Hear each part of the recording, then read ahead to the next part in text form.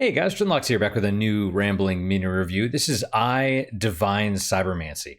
And I wanted to start with that clip right there where he basically jumps across the map because this is a game that was released in 2011. It's currently $10. I don't know, that's the full price. I don't know sale prices or if it was that way before. But this is a game I'm going to recommend, although I don't think it's particularly good. Oh, there's Manny. Oh, you're so... Be careful, my cat. Now, if I'm understanding correctly, it was designed as a mod originally for the original Half-Life, which is why it looks kind of jank. It was actually also designed as a... they were trying to get the Warhammer 40K license, but for some reason they weren't able to do it. And so they had to change enough stuff to make it similar looking. Like, you could definitely tell there is, yeah. I mean, you could definitely tell that it's supposed to be Warhammer 40K, but it's not. You know, they don't want to get sued or whatever. But this is a game that's probably a blast to play with friends. It is multiplayer up to 4 people, both in the campaign and in, you know, multiplayer missions, which are usually deathmatch or I don't play a lot of shooters, but whatever those modes are. Now, the most interesting thing about this is a game where you basically, as you play, you effectively ascend to godhood. It's starting off, you're a regular dude basically, but as you play more and more and you gain more experience and you get more brozoof, however you pronounce it, it's money. You can upgrade all the different aspects of yourself. You can upgrade your brain, you can upgrade your legs, you can upgrade your weapons, your eyes, whatever. You can get all kinds of different abilities. It is ridiculous, over the top, and presumably requires a ton of time, which is why your character, you could use them in both single and multiplayer, right? So it carries your experience over. There is so much to do in the game, and I imagine it's absolutely balls to the wall multiplayer, because you can turn invisible. You can hack other players. This is a game where you can hack doors to unlock them, but if you fail, the door will hack you back and take over you. It'll take over your vision. You can upgrade your legs so that you can jump across the map. You could jump across, you could jump to the top of buildings. You can gain powers that let you teleport to an enemy's location, instantly killing them because you teleport inside them and burst out from within them like a blood piñata. You can dual wield katanas and block bullets. You know, so melee, they talk about never bring a knife to a gunfight. Knife is almost more deadly in a gunfight. Excuse me. There's all sorts of different weapons. And I believe the majority of them are unlocked from the very beginning. There's research, right? You find research stuff that'll let you unlock different powers and different weapons and stuff.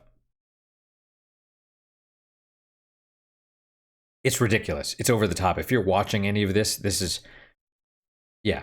There are definite weak points. It is jank. It feels like Eurojank. I think it was made by French people, but it's in Russian. You know, so when things look like it's in broken English, but it's like the Russian broken English, you know? And so you're like, oh, okay, it was made by Russians. Then you look it up and it's like, no, it was made by French people. Okay. Oh yeah, you could put turrets down and stuff, right?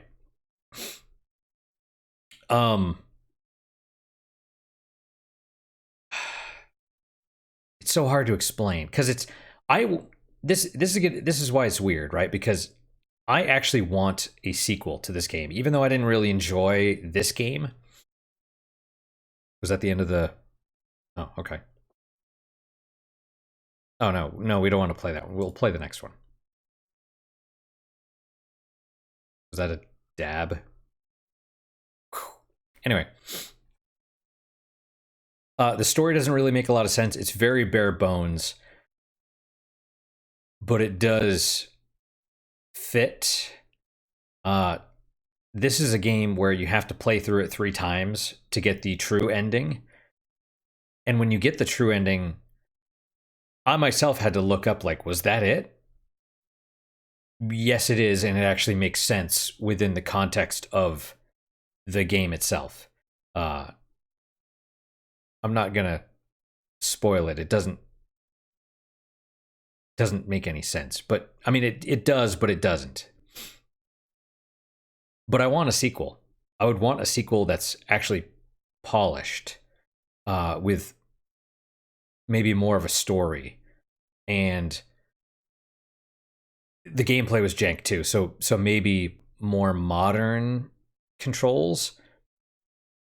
Because this was when, I don't know, I don't play a lot of shooters now, but it's basically using the original Half-Life thing where you hold one button and then it pulls up a radio menu, and then you, like you see right there, like you're clicking something else, like a quick select thing, but it's strange.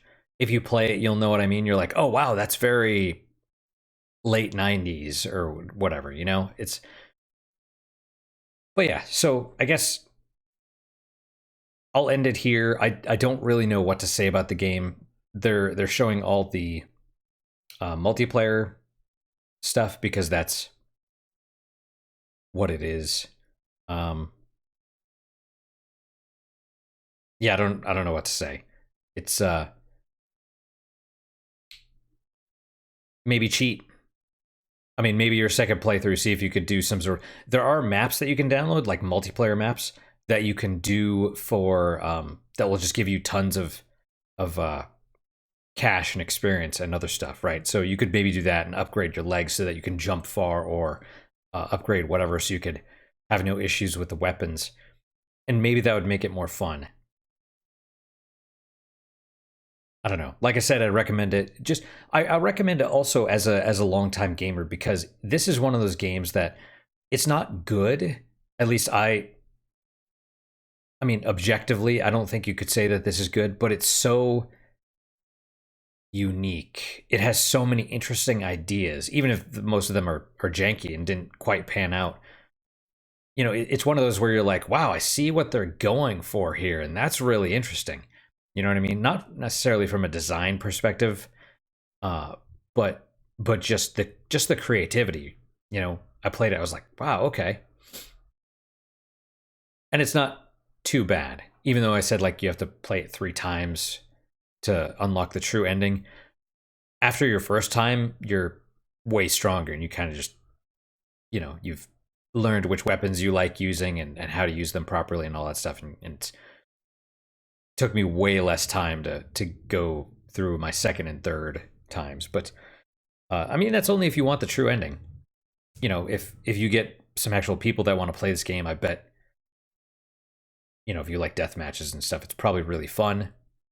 Or play through it, the campaign as a group. That's probably fun too. I was solo, although apparently there's still people that play this online. So, you know, even 12 or 13 years later, which is, that's something. That's something, right? But anyway, that's it for today, guys. Thank you guys so much for your time and attention. Hopefully this wasn't too long. Hopefully you guys enjoyed the video. Like I said, check it out. It's interesting. It's really interesting. And not even in a so bad it's good. It's like, you know, like I said, I really want them to do a sequel with some polish. You know, it would. I've never played Fortnite. I don't really know what it's about, but I could see this becoming kind of something like that, just because of all the crazy stuff. Although maybe it's too violent. You know, maybe maybe they don't really approve of, exploding people like blood pinatas. Maybe the kids on Twitch don't maybe they don't really like that sort of thing, or maybe parents wouldn't really want kids to do that sort of thing. Uh but yeah, that's it for today. Like I said, thank you guys so much. Appreciate it. Hope you enjoyed it. Hope to see you guys next time. Till then, guys, take care.